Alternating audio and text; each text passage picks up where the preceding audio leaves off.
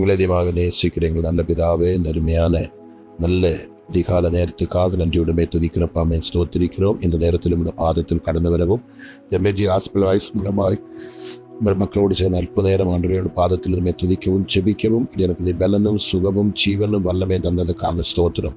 தாவே, தமிழகத்திலும் இந்தியாவுக்கு வெளியிலுமாயிருந்து பல்லாயிரக்கணக்கான ஜனங்கள் இந்த ஜெபத்திலே பங்கு வருகிறோம். அனைவரையும் கிறிஸ்து இயேசுவின் நாமத்தில் இந்த அதிகால நேரத்தினோட பாதத்தினர் கொண்டு வருகிறேன். இயேசுவா, அவர்களை ஆசீர்வதிப்பீராக. இன்றைக்கு பகலுக்குரிய சகல நன்மைகளும் ஆசீர்வாதங்களும் அனுகிரகங்களும் பாதுகாப்பும் பலனும் சுகமும் சமாதானமும் சந்தோஷமும் ஐஸ்வர்யமும் கனவும் மகிமையும் என் பிள்ளைகளுக்கு நீ தரும்படி செபிக்கிறோம். அவருடைய போக்கிலும் வரத்திலும் எல்லாம் கர்த்தர் கரம் கூட இருப்பதாக. செய்கிற தொழில்கள் வேலைகள் எது செய்தாலும் அதை கர்த்தர் அனுகிரகித்து கொடுப்பீராக. குடும்பங்களையும் குடும்பத்தில் ஒவ்வொருவரையும் கர்த்தர் வேலையெடுத்து பாதுகாத்து கொள்ளும். எந்த துஷ்டனுடைய கிரியைகளோ சதியோ திட்டங்களோ எதுவுமே பிள்ளைகளுக்கு வரக்கூடாது. ஆபத்து அனர்த்தங்கள் எதுவுமே வரக்கூடாது. கரை வழியாய் வானம் வழியாய் கடல் வழியாய் எந்தெந்த பயணங்கள் மக்கள் செய்கிறேன் அவங்க எல்லாம் கர்த்தர் அனுகிரகித்து ஆசீர்வதிப்பீராக. ஒருவருக்கு ஒரு கேடு வரக்கூடாது. இன்றைக்கு மக்கள் செய்கிறதெல்லாம் ஆசீர்வாதமாக இருக்கட்டும். எல்லா விதத்திலும் அனுகிரகித்து பலப்படுத்தும். நன்மை நிரப்பும். இயேசு கிறிஸ்துவின் நாமத்தில் பிதாவே, ஆமேன், ஆமேன், ஆமேன். ஆண்டவருடைய பரிசுத்தமுடைய நாமம் மகிமைப்படுவதாக. எல்லாருக்கும் ஆண்டவராக இயேசு கிறிஸ்துவின் நாமத்திலோட வாழ்த்தில் இன்னும் தேவன் நம்மை பலப்படுத்தி அனுகிரகிப்பாராக. கடந்த தினத்திலே சகரியாவின் புஸ்தகத்தில் ஒரு வசனத்தை நம்ம தியானித்தோம். இன்றைக்கும் அதே சகரியாவின் புஸ்தகம் 7ஆம் அதிகாரம் 8, 9, 10 வசனத்தை நம்ம பார்க்க போகிறோம். 8, 9, 10 வசனம், சகரியா 7ஆம் அதிகாரம். பின்பு கர்த்தருடைய வார்த்தை சகரியாவுக்கு உண்டாகி, அவன் சேனைகளின் கர்த்தர் உரைக்கிறது என்னவென்றால், நீங்கள் உண்மையுள்ளவராய் நியாயம் தீர்த்து அவனவன் தன் சகோதரனுக்கு தயவும் இரக்கவும் செய்து விதவையையும் திக்கற்ற பிள்ளைகளையும் பரதேசியையும் சிறுமையானவரையும் ஒடுக்காமலும் உங்களில் ஒருவனும் தன் சகோதரனுக்கு விரோதமாக தன் இதயத்தில் தீங்கு நினையாமலும் இருங்கள் என்றார். இது ஆண்டவருடைய ஆலோசனை. இது இன்னைக்கு அநேகருடைய வாழ்க்கையிலே உண்டு. கர்த்தர் சொல்றா பாருங்க, சேனைகளின் கர்த்தர் உரைக்கிறது என்னவென்றால், நீங்கள் உண்மையாய் நியாயம் தீர்த்து அவனவன் தன் சகோதரனுக்கு தயையும் இரக்கமும் செய்து. இது நம்முடைய வாழ்க்கையில் உண்டோ என்று முதல்ல பார்க்கணும். சபையிலே நம்ம எவ்வளோ பேர் இருந்தாலும் நம்ம சகோதரங்கள் தான். ஒரு அப்பண்ட மக்களாக ஒரே அப்பத்தை பெற்று நம்ம சாப்பிட்றோம். ஒரே ராஜ்யத்துக்கு நம்ம பயணம் போய் கொண்டிருக்கிறோம். ஒரே தெய்வத்தை நம்ம ஆராதிக்கிறோம். ஒரே தெய்வத்தின் ரத்தத்தால் நம்ம கழுகப்பட்டு வீண்டெடுக்கப்பட்டு ஒரு சரீரத்தினுடைய அவயவங்களாய் நம்ம சபையிலே காணப்படுகிறோம். அதுக்குள்ளே சகோதர சகோதரிகள் உண்டு. நம்முடைய குடும்பத்தில் தாய் தகப்பனுக்கு பிறந்த நம்ம சகோதர சகோதரிகளாய் நம்ம காணப்படுகிறோம். இப்படி சகோதர சிநேகம் என்பது அது மிக முக்கியமானது. அது மிகவும் பிரியாத ஒரு சிநேகம். அது யாராலையும் முறிக்க முடியாது. குறைகள் இருக்கலாம், வேதனைகள் இருக்கலாம், பிரச்சனைகள் இருக்கலாம். எது வந்தாலும் சகோதரங்கள் என்பது சொல்லி உண்மையாகவே அந்த அன்பு யாராலையும் பிரிக்கவோ பறிக்கவோ முடியவே முடியாது. ஆனால் கர்த்தர் இங்கே சொல்றது பாருங்க, பின்பு கர்த்தருடைய வார்த்தை சகரியாவுக்கு உண்டாய், அவர் சேனைகளின் கர்த்தர் உரைக்கிறது என்னவென்றால், நீங்கள் உண்மையாய் நியாயம் தீர்த்து எந்த ஒரு விஷயத்தையும் அநீதியாக நம்ம செய்யக்கூடாது. உண்மையாக நியாயம் தீர்க்க வேண்டும். அதில் எந்த விதத்திலும் கூட்டவோ குறைக்கவோ செய்யக்கூடாது. முகஸ்துதி பார்க்கக்கூடாது. ஆதாயம் தேடக்கூடாது. மனுஷனுக்காக எதையும் நம்ம செய்யக்கூடாது. அந்த நியாயம் தீர்க்கும் பொழுது அதன் மத்தியில் தெய்வத்தை நம்ம நிறுத்தணும். அப்பதான் உண்மையாய் செய்ய முடியும். அவங்க சொல்ல கர்த்தர் உரைக்கிறது என்னவென்றால், நீங்கள் உண்மையாய் நியாயம் தீர்த்து. இப்ப நியாயாதிபதியாக தெய்வத்தை அதன் மத்தியில் நிறுத்தினாதான் உண்மையா நம்ம செய்ய முடியும். அவனவன் தன் சகோதரனுக்கு தயவும் இரக்கமும் செய்து. இது ஒன்று பாருங்க. முதல்ல சகோதரிகளுக்குள்ள இந்த சொத்து பிரச்சனை வரும்போதா அதிகமான பிரிவினைகள் வருது. அநேக குடும்பத்துல இந்த சொத்து பங்கிடும் பொழுது பெண்கள் இருந்தால் அவங்களுக்கு கொடுக்க கூடாது, അല്ലെങ്കിൽ ஆண்கள் இருந்தாலும் அவங்களுக்கு இதான் கொடுக்கணும் அதான் கொடுக்கணும், எனக்கு இதுதான் வேணும் அதான் வேணும் சொல்லி எத்தனையோ குடும்பத்துல கேஸும் வழக்குமா கோர்ட்டுமா அலைஞ்சு கொடுக்க நமக்கு நல்லா தெரியும். ஒரே தகப்பன் பிள்ளைகள் தான், ஒரே கூட பிறந்தவங்க தான். எவ்வளவு பெரிய பிரச்சனைகள் நம்ம பார்க்கிறோம். அது நமக்கு வேண்டாம். அவனவன் தன் சகோதரனுக்கு தயவும் இரக்கவும் செய்து. சபையிலும் கூடி ஒருவர் தான் ஒரு தப்பு செய்தால், குறையில்லாத மனுஷன் யாருமே உலகத்தில் இல்லைங்க. பலவீனம் இல்லாதவங்க இல்லைங்க. அவங்க ஏதாவது ஒரு குறை செய்தால் நம்ம அதை பெருசுப்படுத்தி அதை ஊதி வீர்ப்பித்து அதை நம்ம 4 பேருக்கு சொல்லி அசிங்கப்படுத்தாம சந்தோஷத்தோடு சமாதானத்தோடு தேவ பயத்தோடு கிளியர் பண்ணி ஒற்றுமையாய் கொண்டு போகிறது நமக்கு ரொம்ப சபைக்கு ஒழுங்காயிருக்கும். நமக்கு அது பிரயோஜனமாயிருக்கும். நமக்கு சந்தோஷமாயிருக்கும். அடுத்து சொல்ற பாருங்களேன், விதவையையும் திக்கற்ற பிள்ளையையும் பரதேசியையும். அங்க பாருங்க, விதவை இருக்குது, திக்கற்ற பிள்ளை இருக்குது, பரதேசி இருக்குது, சிறுமையானவனையும் ஒடுக்காமலும். எத்தனை கூட்டம் இருக்கு பாருங்க. ஒன்று விதவை, ரெண்டாவது திக்கற்ற பிள்ளைகள், பரதேசி, சிறுமையானவர். 4 விதப்பட்ட கூட்டம் நம்முடைய சபைகளிலே இருக்கும். ஒருவேளை குடும்பத்திலும் கூட இருக்கும், நம்ம சொந்த பந்தத்தில் இருக்கும். கர்த்தருக்கு ஸ்தோத்திரம். ஒரு அப்பாவுக்கு பிறந்த அண்ணன், தம்பி, அக்கா, தங்கச்சிகள், பிள்ளைகள், அவங்க எல்லாம் திருமணமாய் அவங்களுக்கு பிள்ளைகள் பிறந்து பேர பிள்ளைகள் எடுத்து அப்படியே குடும்பம் பெருகும் பொழுது அந்த குடும்பத்துக்குள்ளே சித்தப்பாவோ, பெரியப்பாவோ, இல்லை அப்பாவோ, அம்மாவோ, சகோதரங்களோ, சகோதரி யாராவது ஒருவர் இந்த நிலைமைக்கு வந்திருக்கலாம். வரும்பொழுது அவங்கள நம்ம ஒதுக்கக்கூடாது. விதவை இருக்கலாம், திக்கற்ற பிள்ளைகள் இருக்கலாம். திக்கற்ற விதவைன்னு சொல்லுமா கணவன் இறந்தது விதவை. திக்கற்ற பிள்ளைகள் சொல்லுமா தாயும் தகப்பனும் இல்லாத பிள்ளைகள் திக்கற்ற பிள்ளைகள். அடுத்தது பரதேசி, அவனுக்கு நிரந்தரமா ஒண்ணுமே இல்லை, அவர் ஒரு பரதேசி, ஒரு வீடு, சொத்து, சுகம் எல்லாத்தையும் பரதேசி. சிறுமையானவன், எல்லாராலும் அதை சிறுமைப்பட்டவன், படிப்பில, அறிவில, ஞானத்தில, புத்தியில சிறுமையானவன். இப்படிப்பட்டவங்களை ஒடுக்காமலும் உங்களில் ஒருவனும் தன் சகோதரனுக்கு விரோதமாக தன் இதயத்தில் தீங்கு நினையாமலும் இருங்கள் என்றார். அப்ப தேவனுடைய கட்டளை நமக்கு புறப்படும் பொழுது நாம் அதுக்கு செவி கொடுக்கணும். நாம் அதுக்கு உண்மையாகவே செவி கொடுக்கணும். உண்மையாகவே செவி கொடுத்து நம்ம செயல்படுவதா அந்த மகிமையை நம்ம உண்மையா காண முடியும், நம்ம அனுபவிக்க முடியும், நம்ம ருசிக்க முடியும். ஆனபடி கர்த்தருடைய இந்த வார்த்தைக்கு நீங்க செவி கொடுங்க. உங்களோட வாழ்க்கையில் ஏதாவது சகோதரங்களுக்குள்ள கசப்புகள், வைராக்கியங்கள், பழி வாங்கணும், அவன் பகத்து இருக்கணும், நான் அப்படிதான் செய்வேன், இப்படிதான் செய்வேன், இதை நான் விட்டு கொடுக்க மாட்டேன், நான் கொடுக்க மாட்டேன், அப்படி இப்படி சொல்லி நீங்க இருக்கிறது உண்டானா இன்னைக்கு எத்தனையோ குடும்பங்களிலே பிள்ளைகளோட பூர்வீக சொத்துக்களை அனுபவிக்க முடியாம கிடக்கிறாங்க. லட்சக்கணக்கான சொத்துகள், கோடிக்கணக்கான சொத்துகள் அனுபவிக்க முடியாது. சகோதர சிநேகம் அங்க இல்லை. ஒருத்தன் செட்டாய் வந்தா இன்னொருத்தி செட்டாய் வரமாட்டாங்க. ஒருத்தருக்கு ஒருத்தருப்பாக அண்ணன் தம்பிக்குள்ள கேஸ், அக்கா தங்கிக்குள்ள கேஸ், கோர்ட்டும் வழக்குமா நம்ம அலையிறோம். இது தேவநாமம் தூஷிக்கப்படுது. நம்முடைய தலைமுறைகளுக்கு அது ஆபத்து, நமக்கு அது ஆபத்து. நம்ம சாப்பிட வேண்டிய பணம் கோர்ட்டுக்கும் வக்கீலுக்கும் கூட நம்ம அழைகிறோம். பல விதத்தில் நமக்கு பிரச்சனை உண்டாகுது. சபையில் இப்படி வரும்போது சபைக்குள்ள பிரிவினை உண்டாகுது, சபை இடர்ச்சி அடையுது, சபை விட்டு மக்கள் வெளியே போகுது.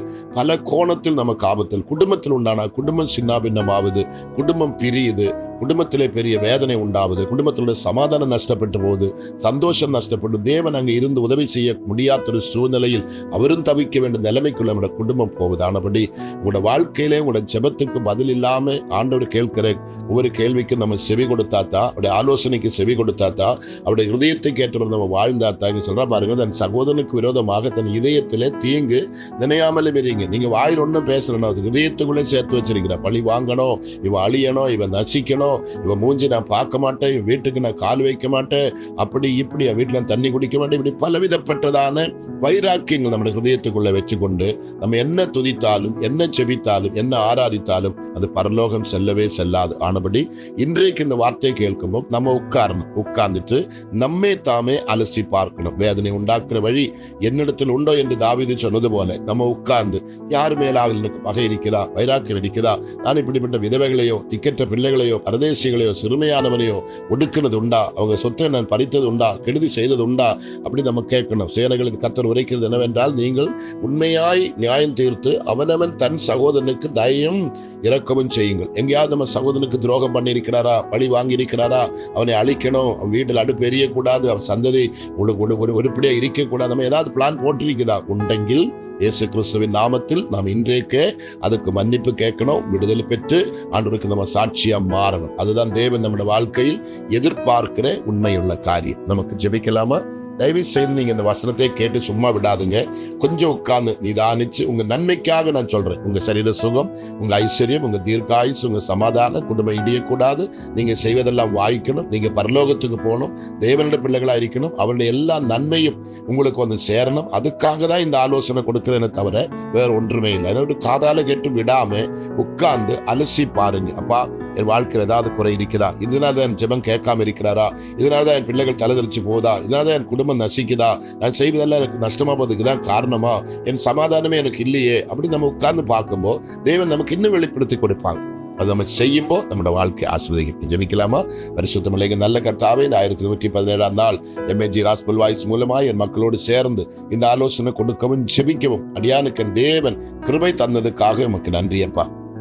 உண்மை நம்பி நம்முடைய பாதத்தில் போட்டு செபிக்கிறேன். கர்த்தர் கூடவே இருந்து எங்களை பலப்படுத்தி, எங்களை அனுகிரகித்து, எங்களை ஆசீர்வதித்து, கனப்படுத்தி, மேன்மைப்படுத்தும்படி நம்முடைய நாமத்தில் செபிக்கிறோம். எந்த குறைகளோ, எந்த கஷ்டமோ, எந்த கண்ணியோ, எந்த துன்பமோ, எந்த துயரமோ என் பிள்ளைகளை வாட்டி வதக்க என் தேவன் ஒருபோதும் அனுமதிக்க கூடாதப்பா. கஷ்டப்படுறவங்க உண்டப்பா, பாடுபடுற மக்கள் உண்டப்பா, தரித்திரத்தில் இருக்கிற மக்கள் உண்டப்பா, வியாதிப்பட்டிருக்கிற மக்கள் உண்டப்பா, படித்து முடித்து எந்த ஒரு வேலையும் கிடைக்காம வயசு அதிகமாகி கொண்டிருக்கிறது, வேலை இல்லாம பிள்ளைகள் பாவத்திலே போறோம், சாபத்திலே போறோம், பெற்றோருக்கு அடங்காம, குடும்பத்துக்கு அடங்காம, இஷ்டம் போல கெட்ட நண்பரோடு சேர்ந்து வாழ்க்கை மாயிச்சு நசிப்பிச்சு கொண்டிருக்கிறோம். அநேக குடும்பத்தில் சண்டைகள், வம்புகள், பிரச்சனைகள், பிரிவினைகள், வியாதிகள், வறுமைகள், பட்டினிகள், குடும்ப நரகத்துக்கு மேலான ஒரு நிலைமைக்குள்ள குடும்பங்கள் போய்கொண்டிருக்கிறோம். சமாதானம் என்னன்னு சொன்னால் அவங்களுக்கு தெரியலப்பா. அந்த அளவுக்கு வாழ்க்கையில நொந்து வெந்து பாதிக்கப்பட்டு கிடக்கிறோம். ஒரு பக்கம் வியாதி, மரண பயம், கடன் சாபம், போதுமான வருமானம் இல்லை, நித்திய சமாதானம் இல்லை, எந்த பலன் இல்லை, சுகம் இல்லை, ஆற்றுவார் இல்லை, தேற்றுவார் இல்லை. இப்படி பல விதத்தில் நொந்து வெந்து சிறகுகள் முறிந்த பறவைகளைப் போல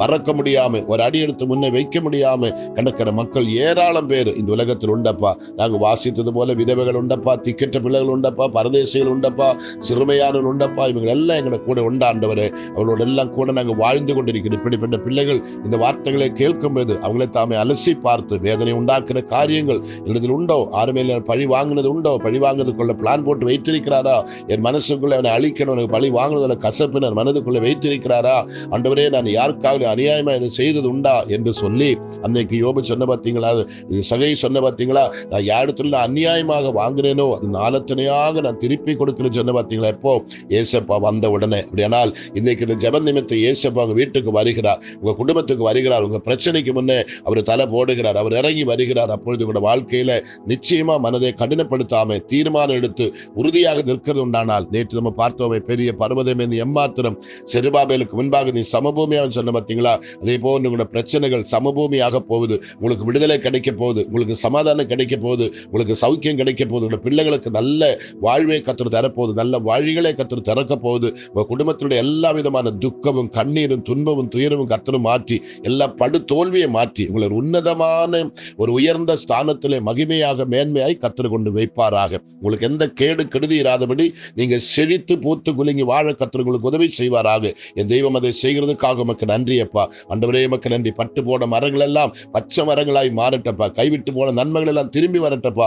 சரீரத்தில் போரிக்கிற சுகமும் சமாதானமும் ஆரோக்கியமும் தீர்க்காயுசும் என் பிள்ளைகளுக்கு திரும்பி வரட்டப்பா. பரிசுத்தம் குலைந்திருந்தால் அதை புதுப்பித்து கொடுங்கப்பா. வரங்கள் கிருபைகள் நஷ்டப்பட்டிருந்தால் அதை இரட்டிப்பாய் கொடுத்து கனப்படுத்துங்கப்பா. பரிசுத்தம் இல்லாவிட்டால் இன்னும் அவங்களை பரிசுத்தப்படுத்தி தூய்மைப்படுத்தும் என்று நான் செபிக்கிறப்பா. ஆறு மேலாக கசப்புகள் வைராக்கியங்கள் வைத்து வழி வாங்கணும், பகத் வைப்பு தீர்க்கணும் என்று சொல்லி இருக்கிறது உண்டானால், யாருக்காக துரோகம் செய்தது உண்டானால் மன்னித்து மறந்து இரத்தத்தால் கழுவி மறுபடியும் ஒரு தூய்மையான நிலைமைக்கு என் மக்களை கொண்டு வாங்க. அதற்காக நான் செபிக்கிறோம். கர்த்தரை செய்கிறதுக்காக உமக்கு நன்றி. இந்த ஆலோசனை கேட்கும் அற்பமாக நினைக்கவோ தூக்கி எறியவோ விடாதபடி ஆண்டவரே முழங்கால் படியிட்டு இந்த வசனத்துக்கு முன்பாக பணிந்து குனிந்து, ஆண்டவரே என்னை நீ நேசிக்கிறபடியினால் எனக்கு ஒரு எச்சரிப்பின் சத்தமா இந்த வார்த்தை எனக்கு தந்திருக்கிறோமே, இது நான் அசட்டை பண்ணக்கூடாது, நான் தூக்கி எறியக்கூடாது, இதுக்கு நான் கீழ்ப்படிந்தாத்தான் இயேசுவே கூட இருப்பார். அவர் இருந்தாத்தான் எனக்கு நன்மை, அவர் இருந்தாத்தான் எனக்கு வெளிச்சம், அவர் இருந்தாத்தான் எனக்கு சமாதானம், அவர் இருந்தாத்தான் எனக்கு சௌக்கியம், அவர் இருந்தாத்தான் எனக்கு விடுதல், அவர் இருந்தாத்தான் எனக்கு ஐஸ்வர்யம், கனம், மகிமை, தீர்க்காயுஸ் என்ற அந்த ஒரு உணர்வு எல்லா உள்ளத்திலும் கொண்டு வரட்டுமே. அதுக்காக ஜெபிக்கிறோம். சபைகளிலே, குடும்பங்களிலே, சகோதரங்களுக்குள்ள, தேசத்திலே, கிராமத்திலே, பட்டணத்திலே, எங்கெங்கெல்லாம் பகை, விரோதங்கள், பழிகள் மக்கள் ஆண்டவரே ஸ்தோத்திரம் மனதிலே நினைத்து கொண்டு இருக்கிறேனோ அவர்கள் எல்லாம் கர்த்தர் ரட்சித்து மறுபடியும் நல்ல புதிய பாத்திரங்களாய், புதிய கருவிகளாய் அப்பா நீங்க கொண்டு வந்து நிலநிறுத்தும்படி நம்முடைய நாமத்தினால் ஜெபிக்கிறோம். ஒருவருக்கும் ஆபத்தோ அனர்த்தமோ துன்பமோ கெடுதி வரக்கூடாது. மரண படுக்கையில் கிடக்கிற பிள்ளைகள் எல்லாம் எழும்பட்டும். கட்டுண்டு கிடக்கிற பிள்ளைகளோட கட்டுகள் எல்லாம் அறுக்கப்படட்டும். மரண பயத்தில் இருக்கிற பிள்ளைகள் விடுவிக்கப்படட்டும். தைரியமும் பலனும் கொடுங்கப்பா. எல்லாமே தோல்வி, எல்லாமே நஷ்டம், எதெடுத்தாலும் தோல்வி. அந்த பிள்ளைகளை நீ தூக்கி எடுக்கும்படி ஜெபிக்கிறோம். விதவைகள், அநாத பிள்ளைகள், திக்கற்ற பிள்ளைகள் அநேகர் உண்டப்பா, பரதேசில் உண்டப்பா. அவங்களை எல்லாம் கர்த்தர்தாமே பலப்படுத்தி அனுகிரகித்து ஆசீர்வதித்து மேன்மைப்படுத்தி உயர்த்தி உயர்த்தி உயர்த்தி அழகு பார்க்க அநேக குற்றூராய் கடந்தவனை கண்டு அவன் காயங்களில் என்ன வார்த்து அவனை வாகனங்களில் ஏற்றி சத்திரத்தை கொண்டு கொடுத்த தெய்வமே, இன்னைக்கு அப்படி குற்றூராய் கிடக்கிற மக்கள் மேல் கிருபையா இரக்கமாய் இறங்கும் என்று நான் செபிக்கிறேன். ஒருவரை கைவிடப்பட்டு போகக்கூடாது. ஊழியக்காரர்கள், விசுவாசிகள், பெற்றோர்கள், பிள்ளைகள், சகோதர சகோதரிகள் இருக்கிற ஆண் பெண் வித்தியாசம் இல்லாம, படித்தவன் படியாத வித்தியாசம் இல்லாம, உயர்ந்தவன் தாழ்ந்தவன் வித்தியாசம் இல்லாம, ஜாதி மத வித்தியாசம் இல்லாம இந்த ஜெபத்திருக்கிற ஒவ்வொரு பிள்ளைகளையும் உம்மட பிள்ளைகளாக பாவித்து உம்மட மார்போடு அனைத்து சேர்த்து ஒரு தாய் அரவணைக்கிறது போல, தந்தை அரவணைக்கிறது போல என் பிள்ளைகளை பார்த்து அரவணைத்து நடத்துங்க. இந்த காயங்களை கட்டுங்க, கண்ணீரை தொடைங்க, வேதனைகளை போக்குங்க. எல்லா சாபங்களும் முறிந்து விழட்டப்பா. ஐஸ்வர்யமும் கனமும் மகிமையும் சமாதானமும் ரட்சிப்பின் சந்தோஷமும் தீர்க்காயுசும் சரீர சுகமும் எல்லா கன மகிமையும் என் பிள்ளைகளை தேடி வரட்டும். ஒவ்வொரு குடும்பத்துக்கு வரட்டும். எல்லா துக்கமும் சஞ்சலும் ஓடி போகட்டும், தவிப்புகள் ஓடி போகட்டும். கர்த்தர் நாமம் மகிமைப்படட்டும். சுபம் இயேசுப்பா, நீர் கேட்டதுக்காக நன்றி நன்றி நன்றி. இது ஒவ்வொரு குடும்பத்திலே பிள்ளைகள் கேட்கும்போது ஒரு பெரிய மாற்றம், தைரியம் உண்டாகும். அவர்கள் எல்லாம் ஆசீர்வதித்து செபிக்கிறோம். சகல துதியும் கனவும் மகிமையும் ஒருவருக்கே செலுத்துகிறோம். இயேசு கிறிஸ்துவின் நாமத்தில் பிதாவே, ஆமேன் ஆமேன் ஆமேன். நிச்சயமா நம்புங்க, இந்த வார்த்தையை நம்புங்க, கீழ்ப்படியுங்க, செயல்படுங்க. இயேசு உங்களை ஆசீர்வதிப்பார். Okay, thank you. God bless you.